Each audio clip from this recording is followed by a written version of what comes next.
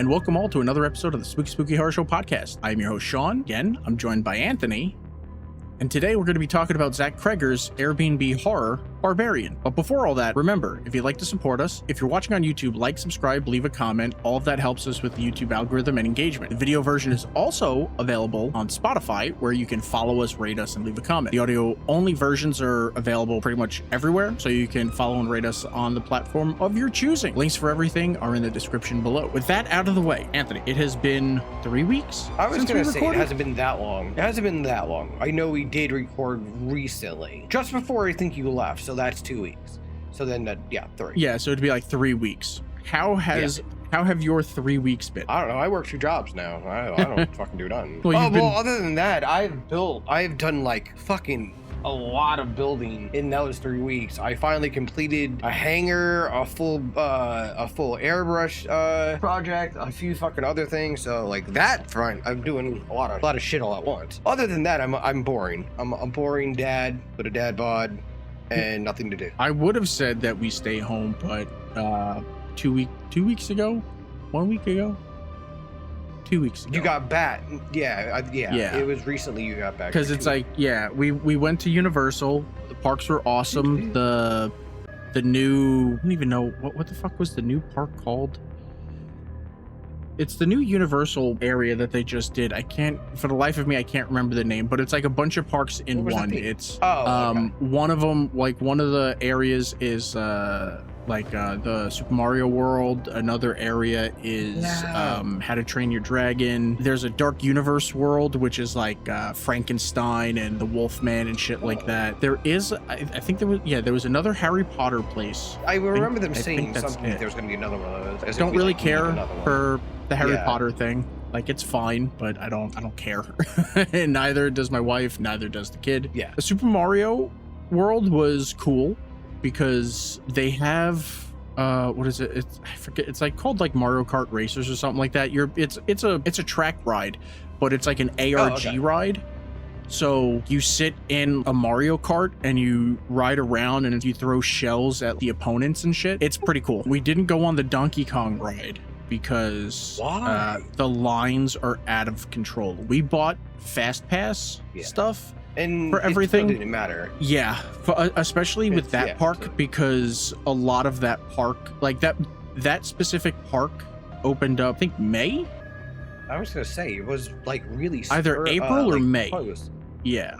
Damn. So there are 2 rides in like all of the parks. I think there's only 2 rides that don't use Fast Pass. The Donkey Kong ride and the Harry Potter Ministry of Magic ride thing over in that new park. So it's like we really just hit like those, because it's like they'll be like, oh, it's an hour wait, and then you know 5 minutes later you're at the front of the line because you got Fast Pass. So yeah.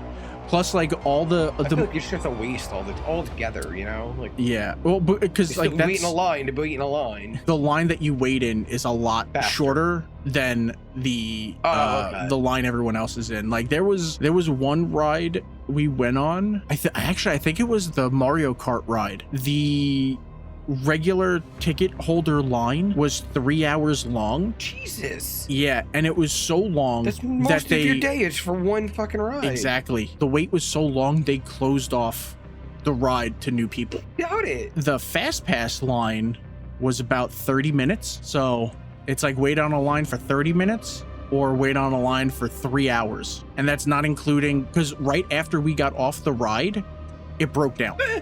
So then the people waiting on the line. Yours or my kind of luck. It would either be the last one's on or right before they closed. But like we realized, I forget, it might have been when we went to, I don't even remember what park. I think it was like when we were in California. We had realized that going to these are already super expensive, and it's like they're hoping that you're too tired to like stay the whole day and that you'll come multiple days. Yes. Because you can't see everything and you can't do everything in like a short amount of time. But if you buy the Fast Pass, it's more expensive, but you can pretty much get on all the rides a lot quicker. So we hit a lot of rides. Oh yeah, it's like every single thing. Back when they give the passes for Six Flags and all that other shit. And when I lived in California, Knott's Berry Farm and Disneyland, Whenever they have those passes, you didn't wash your hand. You were into every ride multiple times. Just running around from one thing to the next. Yeah. Oh, hell yeah. Probably the best ride out of all of the parks was probably the Frankenstein's Mansion ride. Oh, really? Yeah. The animatronics are like brand new and they look awesome. At first I was like, oh, is that a dude in a suit? And it's like, no, it was an animatronic.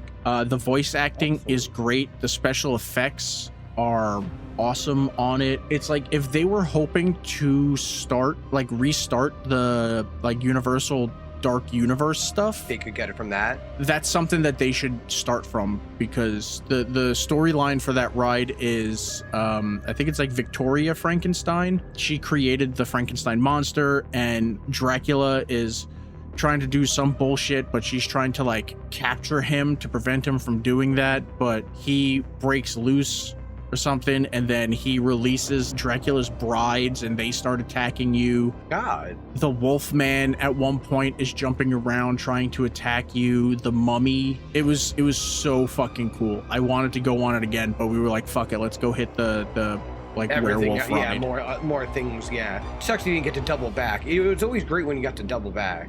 2 days after we got home, Texas decided to fall the fuck apart. Again. And it was just Doesn't constant handle rain. the weather well. Yeah, luckily the flooding didn't like come anywhere near us. We did get a lot of heavy rain, but that fucking rain is awful. I think it's like 170 people I think are still missing. They're either it's 170 people that are still missing, or 109 were dead. Yeah, because it was bad. Like the kid didn't even realize, like the kiddo didn't even realize like how bad it was. He was like, oh, it's just like a lot of rain. And then I started showing him like videos from it, and he was like, where was this? I was like 40 minutes west. Yeah. He's like, were you in danger? I was like, who knows?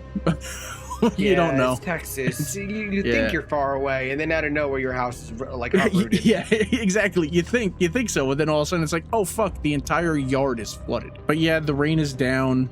Rescue efforts are still in effect, but just before like we started recording, I was like checking the thing, and it's like it keeps saying that like expect warmer weather, and then every time I look, the weather isn't getting warmer, and it's saying that we're expecting like 3 days of rain on the weekend. I was saying to the wife we were gonna set up the pool, and I was like, there's no reason for us to do the pool. It's been fucking raining like nonstop.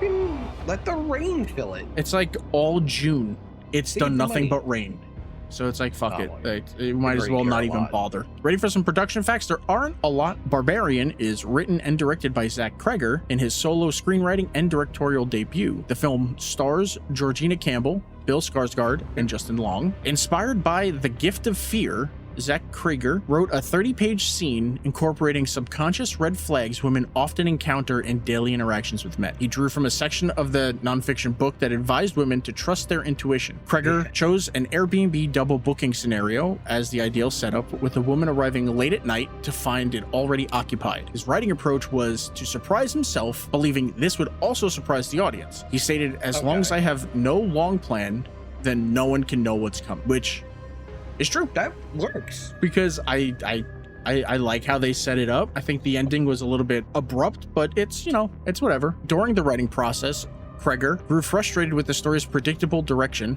Without forethought, he decided to introduce a twist to, quote, flip the scene on his head. He just wanted to write a fun scene for himself, and it ended up being something that hooked him. He didn't know where it was going, and then it turned into a feature film. While writing the screenplay, Cregger named the film Barbarian as a placeholder as the story progressed. The name eventually became the title of the film, which I like this because it makes no sense for the title of the film. Now his new movie coming out, I think in a couple of weeks, Weapons, about the kids that randomly go missing. Oh, remember I showed you that trailer? It's with the kids running in the T-pose and shit. Yeah, I think I did remember seeing that. Yeah, it's like Josh Brolin, the chick that's playing the Silver Surfer in the new Fantastic Four movie. Okay. I have a feeling it takes place in kind of like the same neighborhood, because when you go to the website that they put in all their like trailers, it brings up information about it's like a kind of like a news aggregator thing, like a local news site, and it brings up information about the house from Barbarian and like how they found all that stuff and blah blah blah blah. So it's like it's all like connected. But the title of that film is Weapons. The fuck does that have to do with anything? Exactly. All random ass fucking things. So he probably titled it Weapons, and then it was like, it's a placeholder, and then wrote the film, and then it was like, that's called Weapons. It's just as simple as that. The film had a budget of 4.5 million and a box office of 45 million. Anthony, what are your spoiler-free thoughts on Barbarian? It's a long haul movie. it's a movie worth watching for like the long haul. If you have to be into like twist movies, yeah, because it does kind of go back and forth, but in the end it like all comes together, so you're like, okay, I'm at ease with it, unlike other movies that you're like, well, why the fuck did you set it up like that? It just pisses me off. This one was this was A24, correct? No, it feels like it's not. A24 passed on it, Neon passed on it. Oh, so I think they had to self-finance.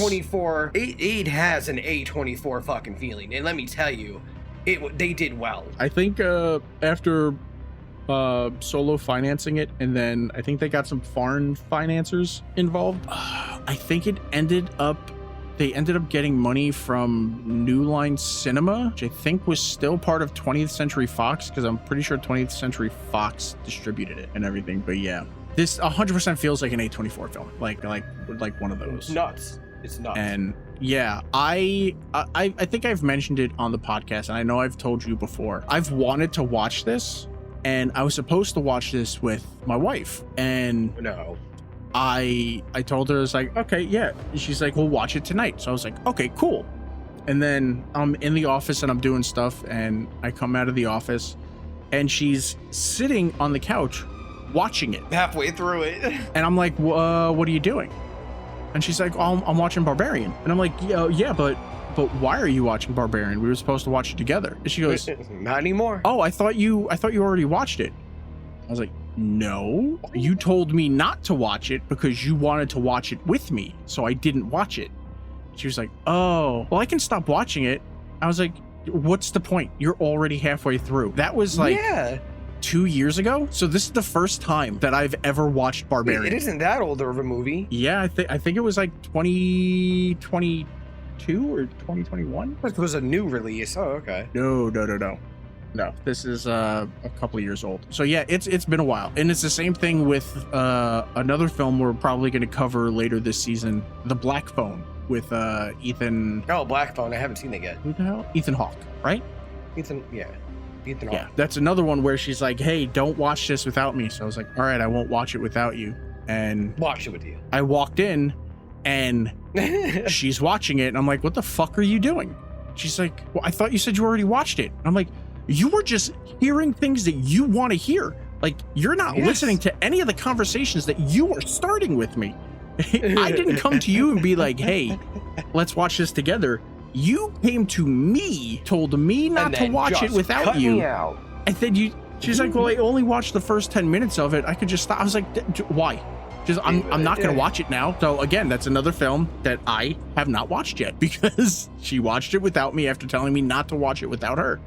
So, but I like this movie, and it's a little surprising because this is Zach from The Whitest Kids You Know. Yeah, I believe he also did Miss March. Why do I know that? It was a raunchy, teen comedy thing. I figured Zach would probably just do like comedy, and to see him come out and do a really good horror movie was great, and like. The fact that it's not only a really good horror movie, but it's across the board. It's like it's good tension. Like when Tess and Keith first meet, you're saying to yourself like, no, don't go in there. That's stupid. Just drive somewhere else. Go drive into the city and find a fucking hotel. What are you doing? Else. And especially when they break out and show you the daylight of the area they're in, you're like, what the fuck?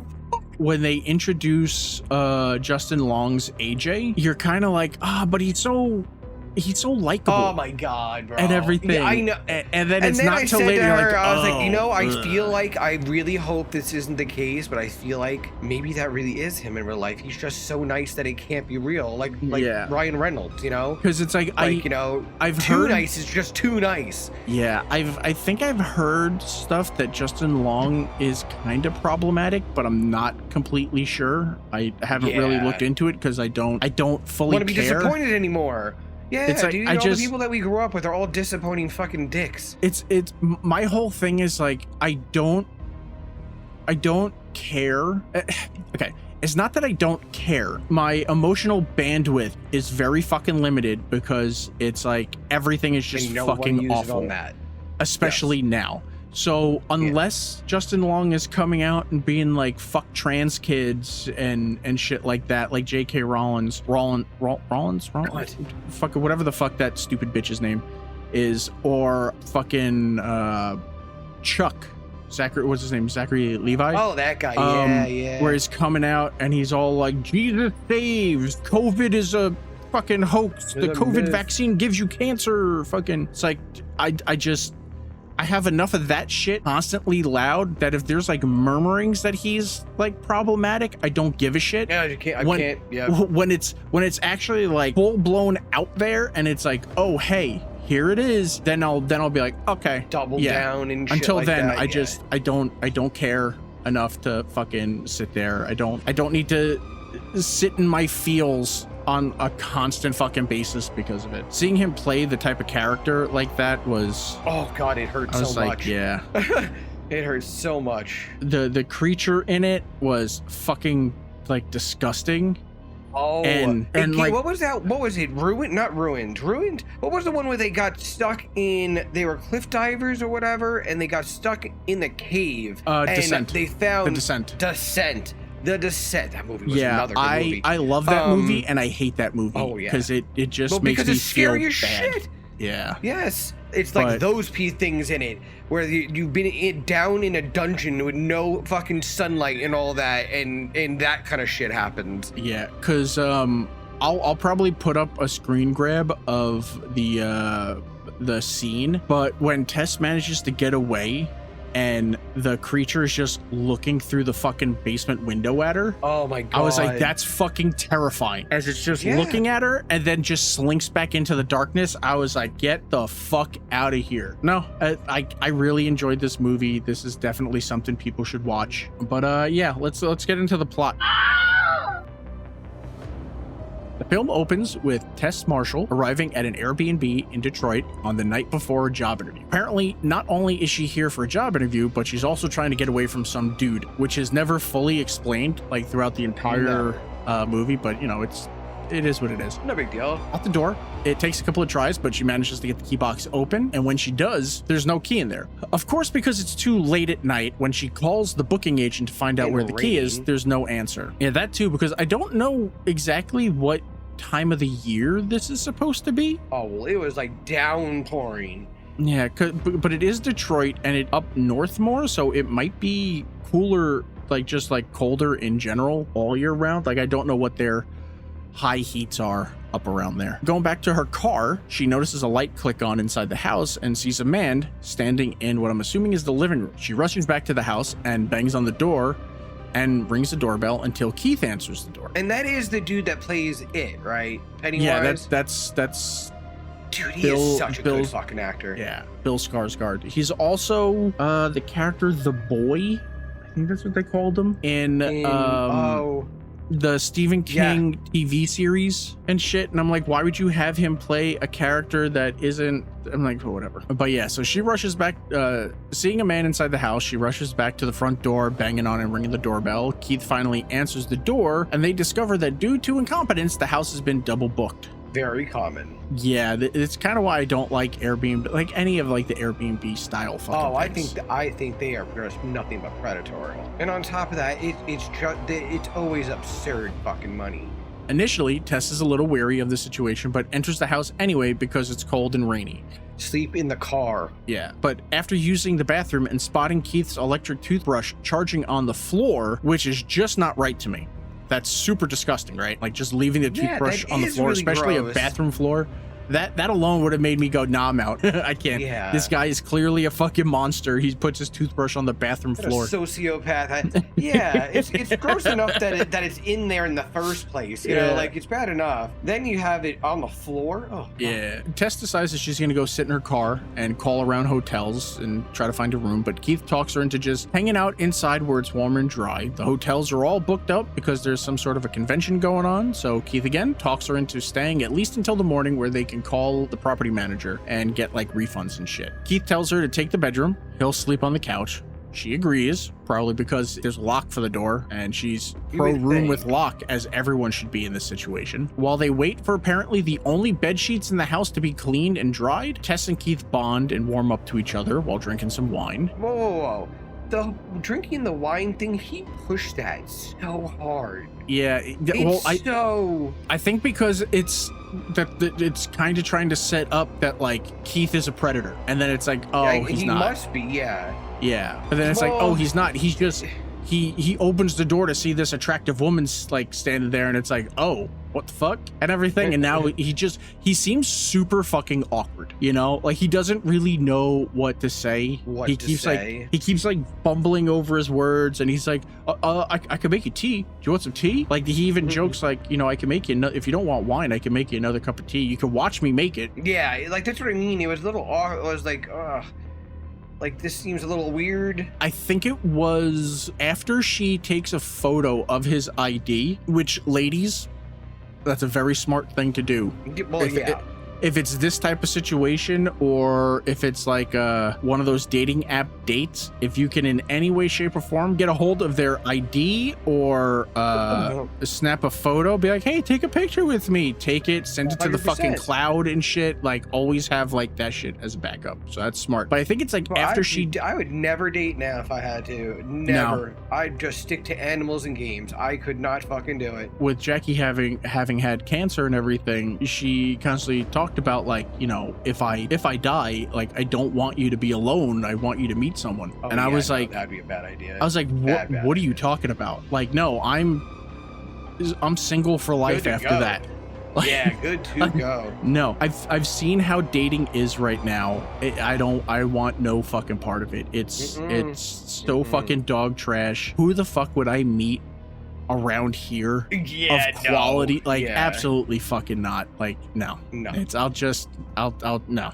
It's fine. But no, I think it's the fact that like, because like he introduced himself as Keith. When she got his ID and was looking at it, I was half expecting it not to say Keith. I didn't think it was gonna. Yeah, I did not believe it was gonna say it. And then when it it was did, gonna be a completely different one. You know, and when it did, she took a photo of it just to be sure. And then it's like, oh, okay, at least he's saying who he is, that's truthful, so maybe I'll like warm up a little bit. And then I think it was the fact that I think she said she's a researcher for movies or something like that. Something like that. And she told him a movie that she worked on, and he was like, oh yeah, I love that movie. And it's like, nobody fucking saw that movie. And then and then he explained the fucking movie, and it's like, oh no, he does.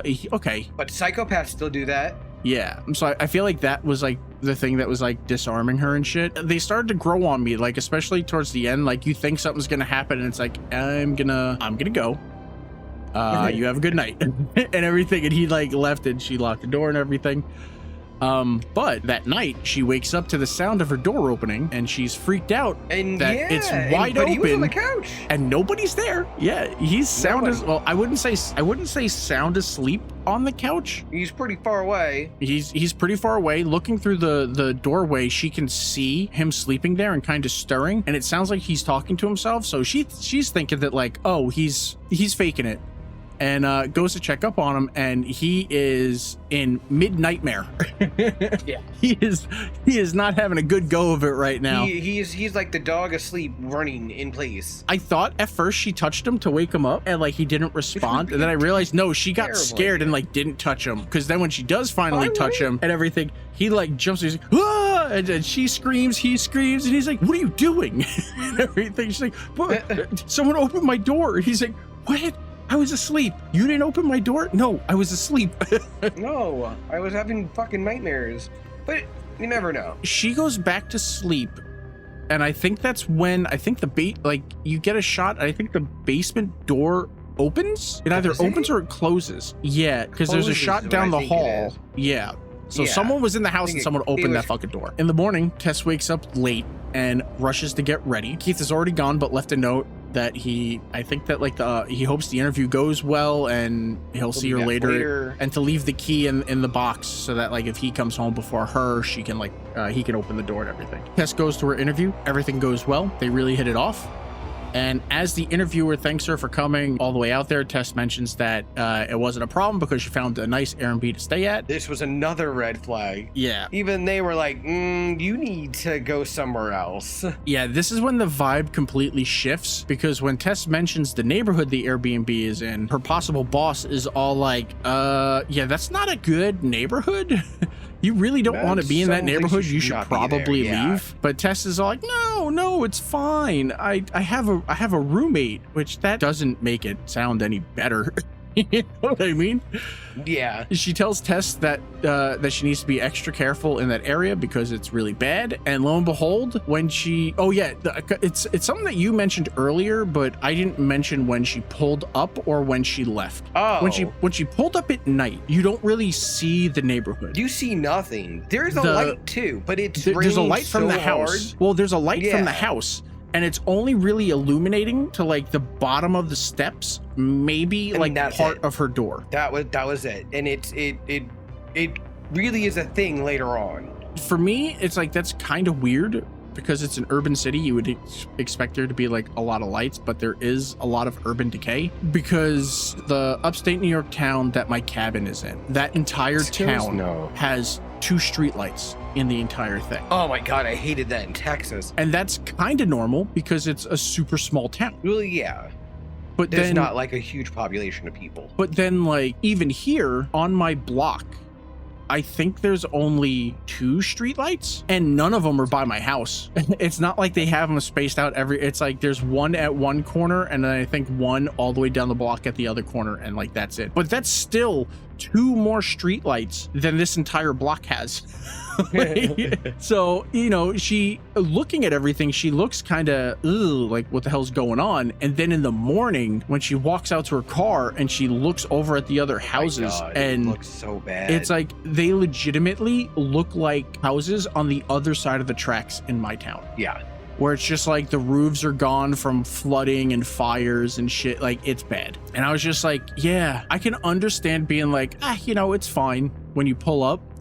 But like when you wake up in the morning, I probably would have packed all of my stuff and just put it in the car. Yeah. The whole situation, I wouldn't have stayed for any of that. No. That was such a sketchy situation. Yeah, no. The second I saw the neighborhood in broad daylight and realized that, hey, the only house that isn't like is that one, like without a roof and exterior walls is the house that I'm staying in, I would in no way, shape, or form feel safe in this house. Red flag. So now she is returning to the house, but now she's worried about not feeling safe, and she encounters a homeless man running down the road towards her. She hurries inside. As she manages to get in, the homeless man begins banging on the door, yelling at her that she has to get out of that house, that she's not safe in that house. Yeah.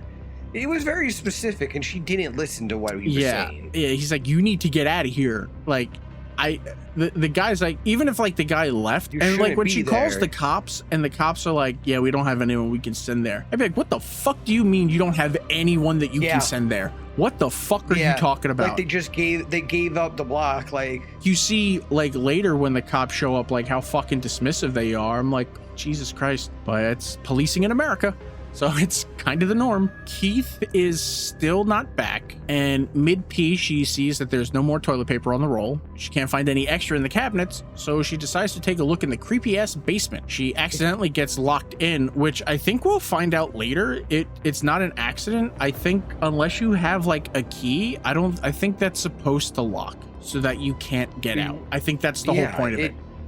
That's why they draw you in. You also find out, like I noticed it on the second watch, that I think the basement is, because of the door, I think it's soundproofed. It would make sense that the further down so nobody can hear stuff. You heard it. It went on for years. So yeah, she's locked in.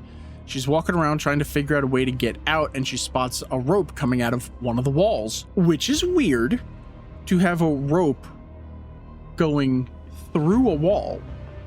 It's a hole and a rope. I would leave when it. you're doing wrong things. I would leave it and maybe try to like break the window and get out or something, or find something to pry the door open.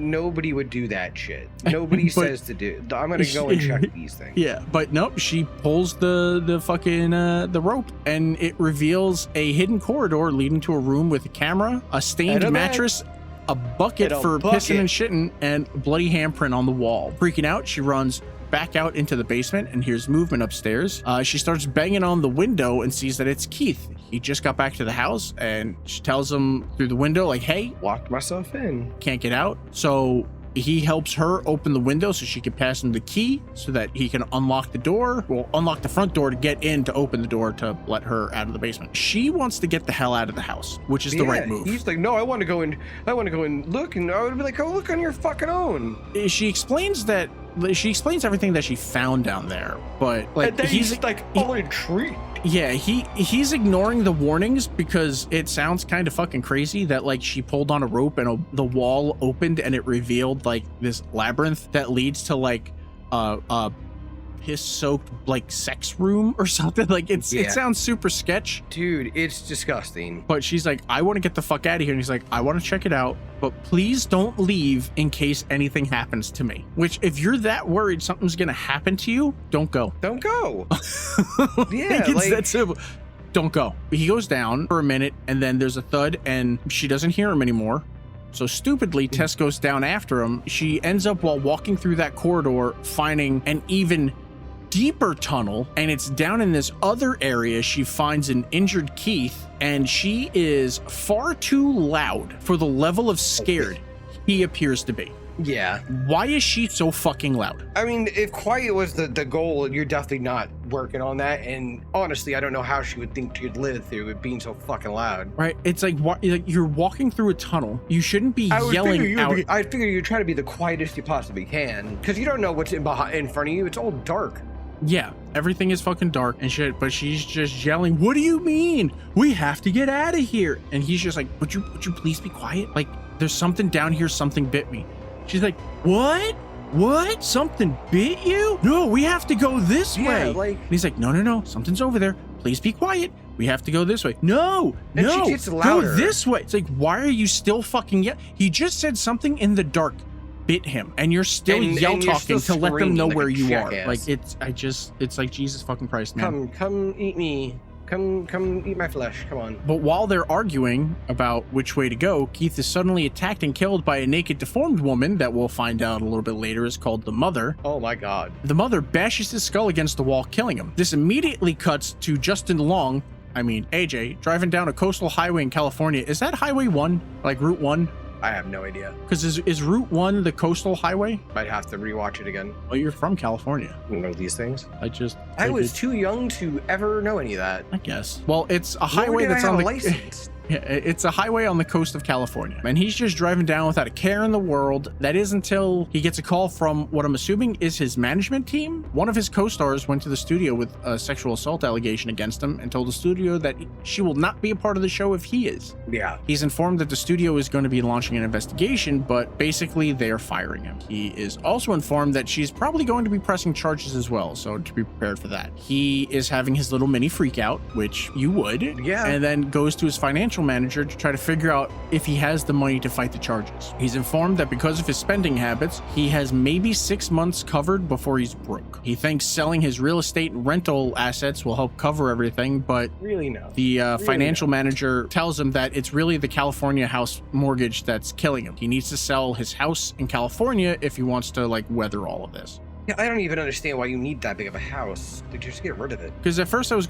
how upset he was by the allegations. I was like, oh, well maybe he didn't do it. Yeah.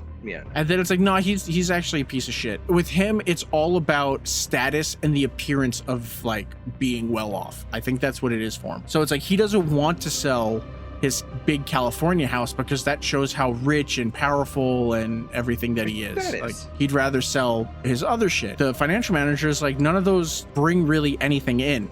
They're essentially useless. Before he's like getting ready to leave, the financial manager also informs him that at the end of the week, he's handing all of his paperwork and files back to him, and he will no longer be handling his assets. It's another fucking person that's like dropping him. Well, I mean, it's a very hard thing for him to stay. You know what I mean? You know, if he's a financial advisor, they're gonna come after him, find out what he knows. Yep. So if he distanced himself, well, I guess he believes it was true too. Obviously, AJ is far too full of himself to sell his Callie home, so instead he decides against what this guy tells him to do, and it's the guy's whole job to, you know, keep him rich. He's going to try to sell off the properties that are worth next to nothing. So AJ travels to Detroit to inspect the house before selling it, which I like. He's talking to, I guess, one of his agents again, and he's like, yeah, I'm getting into a rental car. And they're like, why are you getting into a rental car?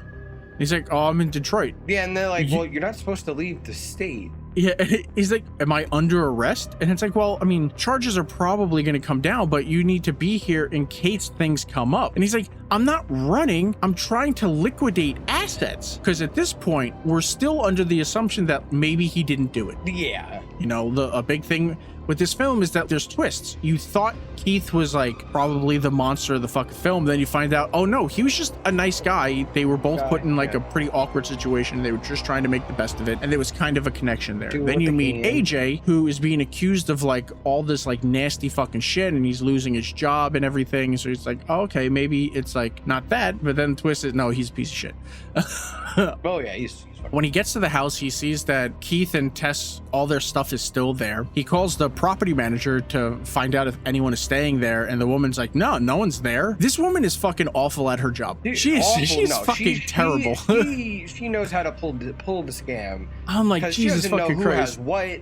Yeah. Even when he goes to the place to like pick up the keys, like, who are you? Yeah. I'm like, fuck, man. You're fucking over. Like, while staying there, he calls his parents for some moral support. That doesn't go the way that he wants. And then he goes out drinking with his buddy, who I believe the friend is Zach, the director. I'm pretty sure that's who it is. Oh, okay. And he's like, look, man, I know you didn't do it, but like, what really happened? Like, you can tell me anything. I don't care. And then you know for a fact that dude is recording you, so it's even worse. The fact that he was like, no, it's like, yeah, look, I'll be real with you. We had sex. See? And everything was fine. Anytime someone says that, you know it's not going to go good. She didn't like say no. It's like, well, you know, she fought it at first, but you know, I could be persuasive and stuff. And then like she didn't. That's what got me.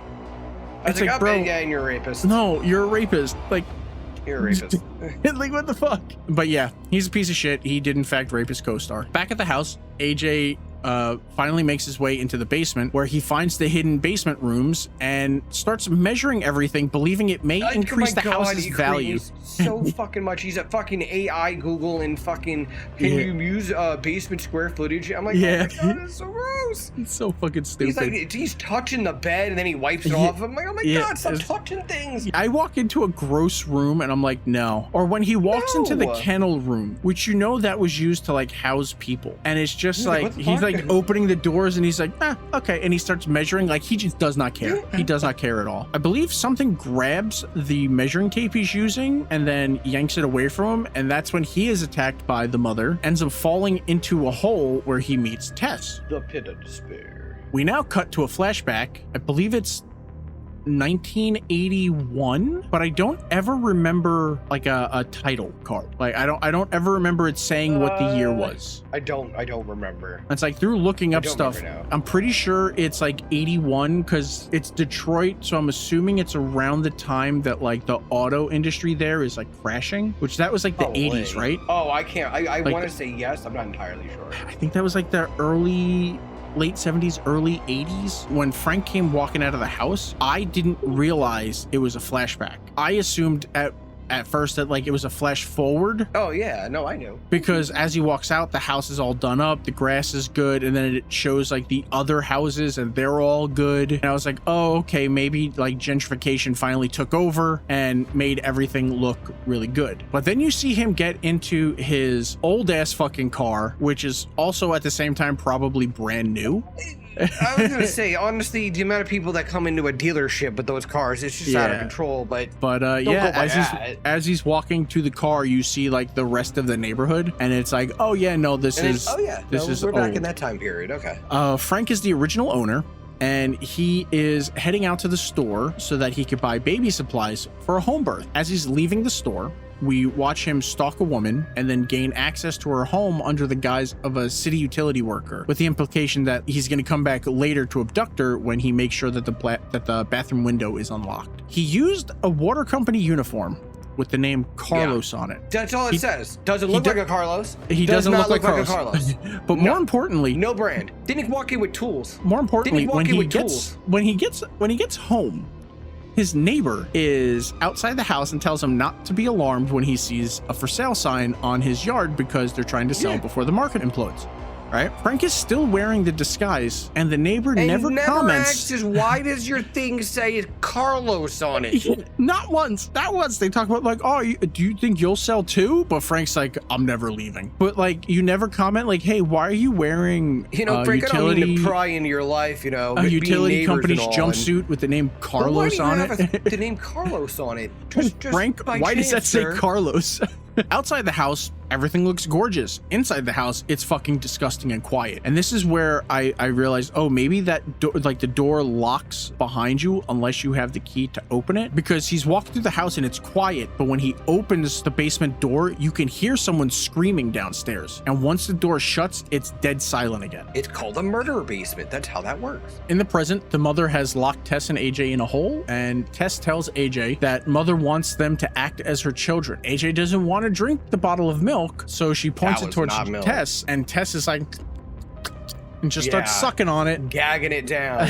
It's so gross. I would have fucking thrown up. I couldn't. AJ again rebuffs the mother's warm milk, and she opens the cage and begins to attack AJ as Tess tries to escape and then drags him away. Back in the actual basement, it's morning, but the door is still locked. She manages to get out of the basement through the window with the help of the homeless man, Andre. She wants to go back in and help AJ, but he warns her that the mother will come out after nightfall, so she should just leave. Yeah. That sounds like some sound fucking advice. In the first place. Yeah, just leave. Just leave. Tell your story somewhere else. If they believe you, then good luck. Yeah, it's I don't know. Seek a therapist. I don't know. Like, think of a new career. I mean, I'm sorry. The amount of horror films that we watch, if these incidents happen to us, I am not saving people. Like, no. I am sorry. No. I even told Jackie, in a horror situation, it's like you keep up or you die. Be dead. The wives are dead. I said that about zombie apocalypse. I said, you will not survive the zombie apocalypse unless you let me take the helm of all of it. I'm telling you this right now. With the mother distracted by Tessa's escape, AJ finds a room that mother just refuses to approach. Inside the room, he encounters a bedridden Frank, and he just assumes that he's another victim, which I don't know why, because he looks fairly well taken care of for someone that would be a victim. He's surrounded by videotapes and TVs while they're locked in a fucking thing. Yeah. Are they really videotaped? AJ Not assumes. To mention, this hallway has gone on forever and there's been no out. So you're just going further into a place you might not be able to get out from. And I don't even know how he dug this. I don't know how any of this was made. It's insane. Yeah. Unless he used like all the inbred kids throughout the years to like do it. Do the work. Oh yeah. But maybe. like at the same time, the homeless guy says that that's not even the worst thing that's in there, which I was kind of disappointed with. Assuming it's Frank. And it's not. because it said like the mother thing is created from Frank's multi-generational like incest, where he's fucking one, they're having babies, he's fucking the babies and fuck with that. But if this is like the 80s, how many babies? That's a lot of generations. To make that's a that. lot of generations. I would think a lot. Because we're the 80s. It was not a normal size. It was not a normal height. It was. We don't know how old it is. If it's like, because like you would think to get to like that, like Slender it would have to be like, oh well, the thing just the child just like started.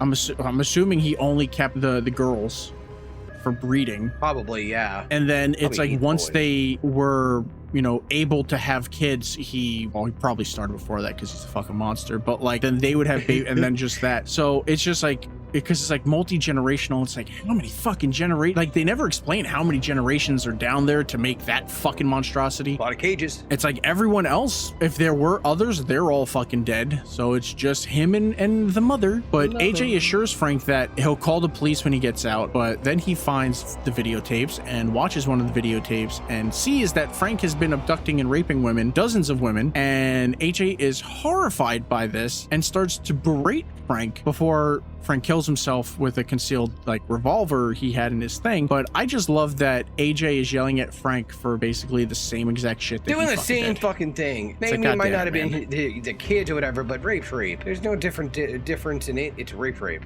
Yep. Simple as that. Tess walks to what I think is a way station or a store. I don't really know, and calls the cops. When they arrive, they're immediately dismissive of her story, thinking she's a crackhead, even though she says, I'm not a crackhead. Doesn't mean you're not a crackhead. Yeah, she eventually gets them to take her to the house, where again they dismiss her story due to lack of evidence, assuming from her disheveled appearance and lack of identification that she's a delusional drug addict squatter. And they get a radio call about shots fired, and they're like, Shooting we're or fucking something, leaving. they're like, ah, we're out. There's just two things that super pissed me off about this, and I guess I understand that they're trying to show like, hey, these cops are fucking incompetent. It's why this is happening. It's the area that they're in. She looks all fucking disheveled, blah, blah, blah, blah, blah. But she came from this house. There's 2 brand new cars out in the front. All you have to do are run those plates. Run the plates. Where are these people at? That's all you had to do was run the plate. Because then and she's like, love running your plates. Yeah, she's like, well, you just gotta go. Especially she's a black woman. Like they're not gonna run the plates.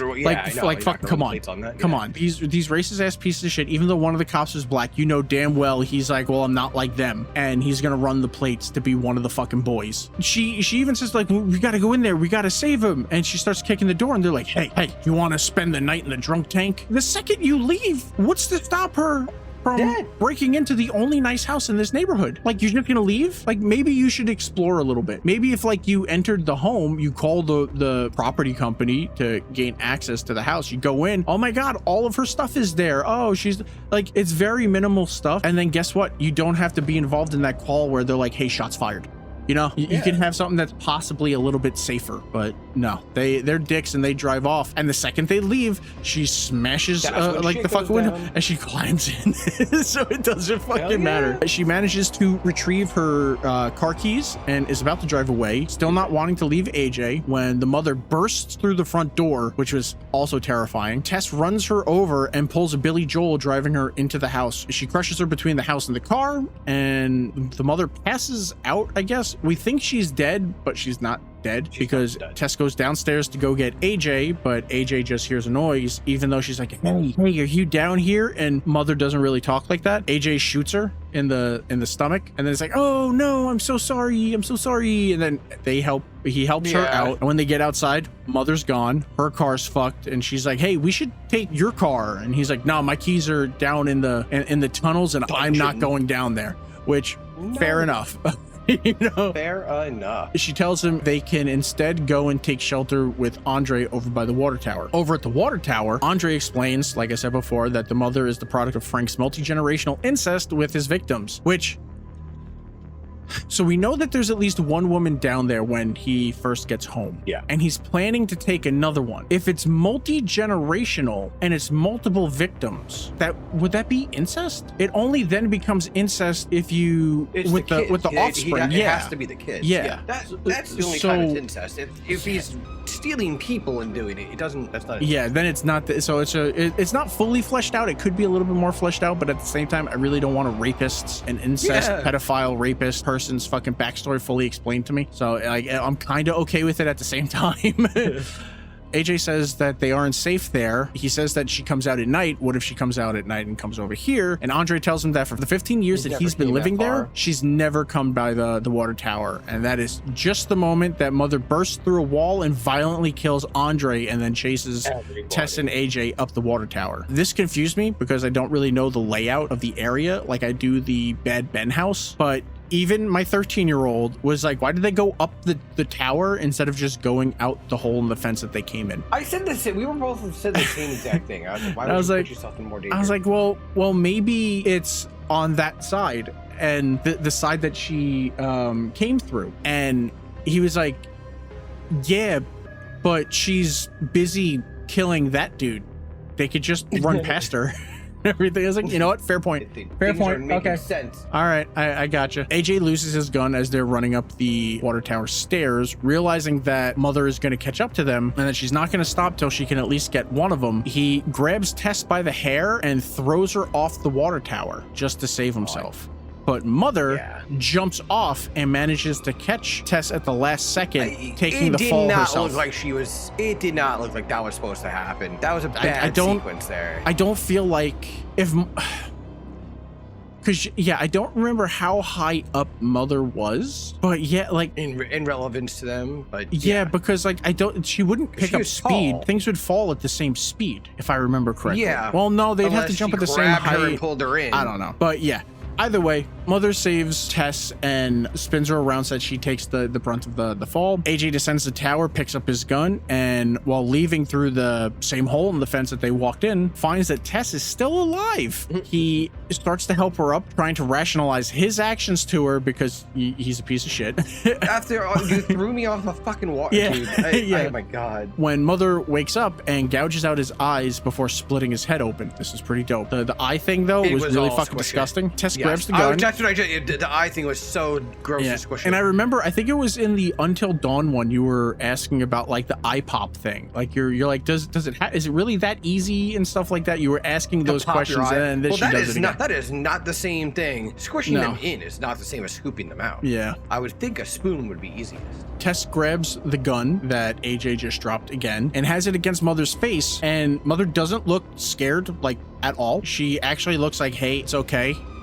And kisses her fingers and then like touches her forehead with it. Like Mother kisses her fingers and touches Tess's forehead as Tess pulls the trigger, killing Mother. With Mother dead, Tess picks herself up and limps away as the sun rises. And that is the end of Barbarian. Anthony, what are your final thoughts? I liked I liked the way it was set up. I liked the how it played out each of the stories in it. I watched it with the wife and we said the exact same thing. There was so many red flags. The whole no key thing, you know what I mean? I sleep in your fucking car. At least you know it's locked. If someone's gonna get you, they're gonna get you. But at least you're locked in your car. You can get away. Sleep in your car, but not there. Like you could park in a Walmart parking lot. You can. Or something. Hooters is a no-tow zone. You know, so you can park in a Hooters and they'll never tow your car. It doesn't make any fucking sense that happened. And then when she did get in, I would have never, like, there's so many things, but the movie itself was actually really fucking awesome. I wish I would have seen this earlier, to be honest. Yeah, because I mean, I saw Justin Long and we've all grew up on him, so I loved anything he's in. I was like, oh, okay. From the previews of it, I thought it was a much different movie. And then once they came out with the way they scripted out all the scenes, I was like, wow, this is actually kind of good. And I really thought it was an A24 movie. Yeah, I really liked it. All the performances were really good. Creature effect was fucking disgusting. The twists were good, like you said, with the red flags. I can't ignore those red flags. Like, it's like, just sleep in your car, go someplace else. Like, there's so many other places. Like, you don't have to stay in Detroit. You can go one town over, wake up a little earlier, and like drive in. Like, you don't have to stay in that dilapidated fucking like neighborhood to fucking like do anything. So sketchy. But it was really good. It's one of those things where it's like I've seen Zach's work before. I've always loved all the stuff the Whitest Kids You Know did. Bill Skarsgård is really good in all the stuff that he's been doing, whether it be horror, action, and stuff like that. He just did another one where he was the actor, but somebody else plays his internal monologue. That was fucking funny too. Boy Kills World. Yeah, it was H. John Benjamin, the voice of Bob from Bob Burger and Archer. And I'm like, oh my god! And he was phenomenal in that too. Yeah, that was another like really good movie. I haven't seen Tessa's actress in anything before. She's a British actress. Yeah, she's new. I haven't really seen much stuff. And then Justin Long is just like he's in like everything and everything. So it's good to see him and stuff. But this is the same kind of situation like with the Racka Racka Boys. When they released when they came out with Talk to Me, and it's like, fuck, this is really good. I can't wait to see what they do next. And then they come out with Bring Her Back, and it's like, fuck, that's really good too. God damn it. Now it's like we have Barbarian. Title doesn't make any sense, but sure, the movie's awesome. This is definitely a 4 out of 5 for me. I don't know about 100%. You. 100%. Yes. But now we have in I think it's only the 9th. Fuck. Okay, yeah. So in like, I think August 15th, his next movie Weapons comes out. About yeah, we just talked about kids that go missing. You should look up the newer trailers that came out. It makes it so much fucking creepier. That teaser that we reacted to, where it was like just Josh Brolin talking and then a bunch of kids running away, T-posing in the middle of the night. The other trailers that have come out make that movie seem so much more fucking creepier and unsettling, especially with like all the kids just look super fucking creepy. But yeah, so it's like, fuck, all right, so this is good, so let's hope his next one is good, and then let's hope that's good so that he makes another one like this. But then it's like, fuck, do I really want him to be typecast in horror, where he's just making horror movies? Because that's essentially what like what's his name, Jordan Peele, is doing. Yeah, you know, it's just like horror movie after horror movie. Yeah, they're so good. But it's like, I know how good that other work too. Yeah, it's like, I know the Whitest Kids You Know stuff is good, and I know that they were in the middle of making an animated movie when Trevor accidentally died. But I do hope that like that team gets together and does some comedy, or we get to see some of them in his horror movies. But it's such a good movie. I recommend seeing it. The twists, I've watched it twice. It's like, yeah, it's kind of like with the first Friday the 13th movie. Once a twist happens, it's like it's there and it doesn't matter. But seeing more of the red flags like pop up, it's like each watch you can see like more of them. More and more. I liked it. I recommend everyone watch it. 4 out of 5 for me. 4 out of 5, 100%. What do you want to cover for the next one? I'm trying to pull up the list. Oh, we should do the Hell House one. Isn't that out? I don't think it's out yet. I think they just released another trailer, but we only covered the first Hell House movie. We haven't done the other ones yet. So the other one should be Lake of Fire. It should be Lake of Fire, whatever the third one is, and then Hell House Origins, Carmichael Manor, or whatever the hell it was called, and then there's the new one that's coming out. So if next you want to do Hell House, we could do that, like a Hell House 2. That works. All right. So it's all on the server. The next episode will be Hell House 2. Thank you everybody very much for stopping by and hanging out with us at the Spooky Horror Show. Spooky. Remember to follow us on all social media stuff. It'll all be here. Links are in the description below. And we will see all of you next time. Bye. Yes.